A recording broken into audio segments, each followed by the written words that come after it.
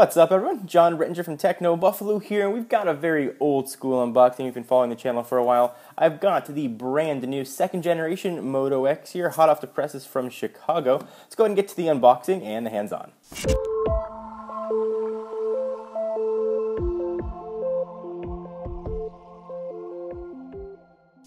So a little bit of a redesigned box here. You've got the Moto X emblazoned on the bottom, the Motorola logo, and we should be able to slide this out. This is the AT&T model, which will be compatible with their Moto Maker software, so you can customize it whatever you want. We'll talk about the ridiculous amount of options you now have with this.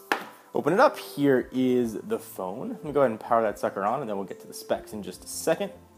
Push it off to the side. Inside, we've got a little bit of a booklet that's got booklet type things in it.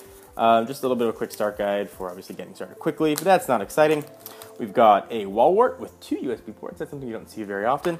A micro USB cable and a SIM removal tool. But that is not why you are here.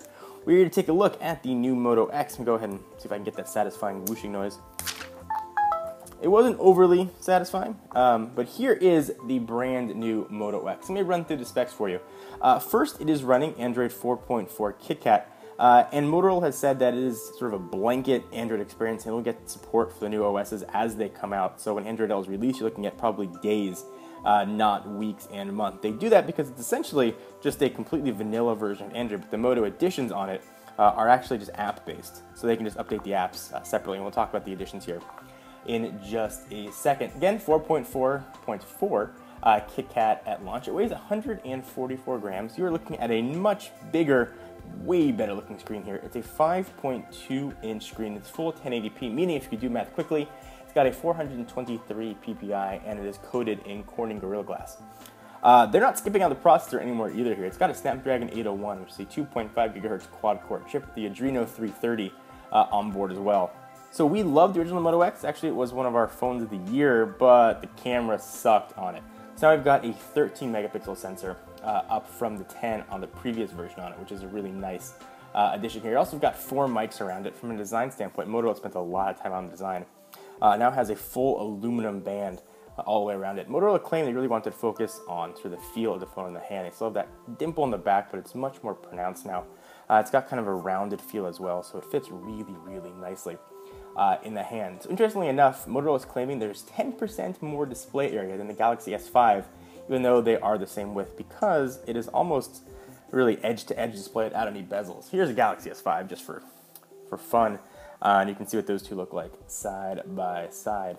So Moto Maker is going to be available for this guy, but they got a ton of options here. They've got wood, which they're saying is environmentally sourced, certified by the Forest Stewardship Council. They got leathers too from the Horween Leather Company, so those are smartly farmed. Let's go ahead and jump at the settings real quickly. Scroll down to the bottom, we'll go to About Phone.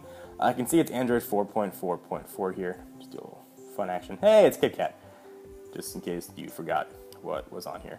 One really cool thing I should add as well, instead of just saying "Okay Google" on a device, you can actually set it to say whatever you want. Be like, "Sup, dude," and it'll go ahead and use that as whatever you want it to be. So whatever you want to call your phone, you can go ahead and do so. Just really neat.